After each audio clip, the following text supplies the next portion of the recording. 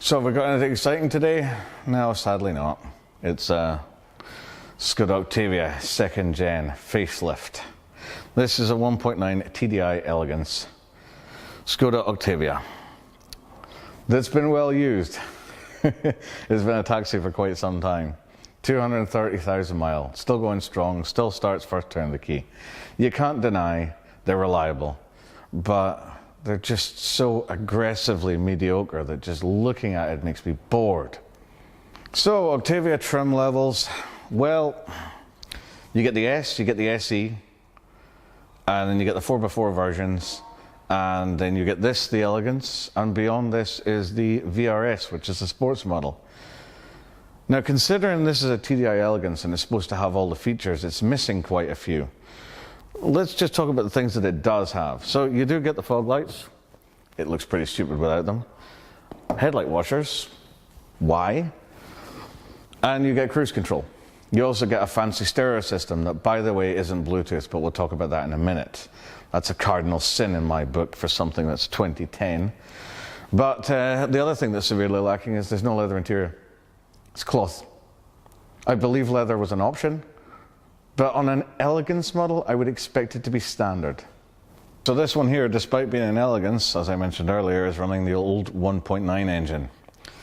Yeah, it really should be running the new 2-litre TDI. This thing only generates an embarrassing 105 horsepower. And it's running the old 5-speed gearbox.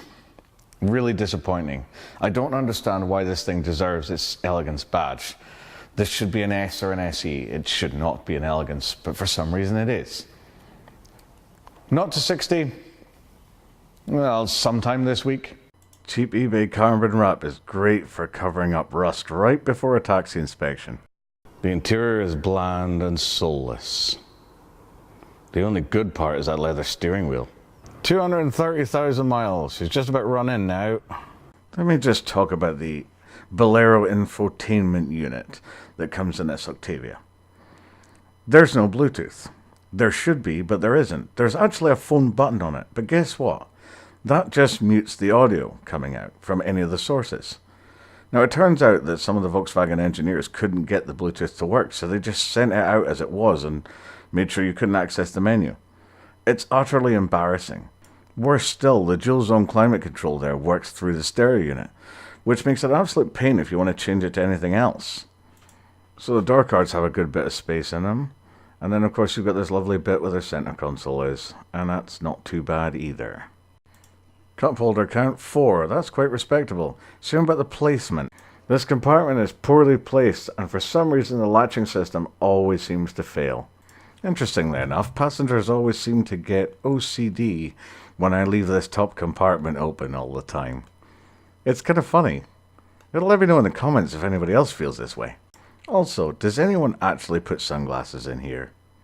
Here's a minor miracle, and I'm not talking about my autofocus. The vents are complete, and the storage area underneath has not been kicked in. This is really surprising considering this thing's been a taxi for more than 4 years. Usually that's the first thing I see that's broken on these things. For a small estate, that luggage capacity is pretty impressive.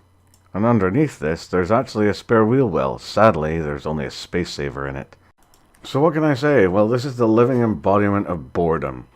This is the office drone's 9-to-5 car. There's no excitement in it. It's obviously designed for people that don't really care too much about cars, but just want something that starts every morning. What can I say beyond that? It's just plain boring. Well, I'm glad that's out of the way. We don't have to deal with that anymore. So have we got something more interesting coming up? Well, yes, we do. I was just down to the Central Belt yesterday. We were picking up Toyota Port, and I had a little glimpse at a Nissan Cube, but sadly I didn't get a chance to get any footage on it yet. So we're going to have some more stuff to look at, and I believe David's in Newcastle today. He's picking up Suzuki. I think it's like the replacement for the Alto is all he told me, so I've yet to have a look at that. I'm kind of excited to see that. Got to drive the Nissan Cube the other day, and that really surprised me, as I'll point out in my other video. So yeah, we're looking forward to looking at that in some more detail as well. But for the meantime, we'll catch us all later, and don't forget to like and subscribe if you want to see some more stuff.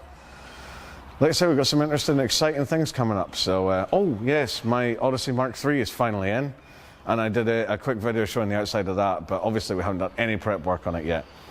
It's still not been valeted, it still needs cleaned up, there's a bit of paintwork attention it needs. It's got yellow fog lights for some reason. I'm going to do something with that, and hopefully that'll be ready for the road in a few months, but we'll see how we go. So anyway, see you all later.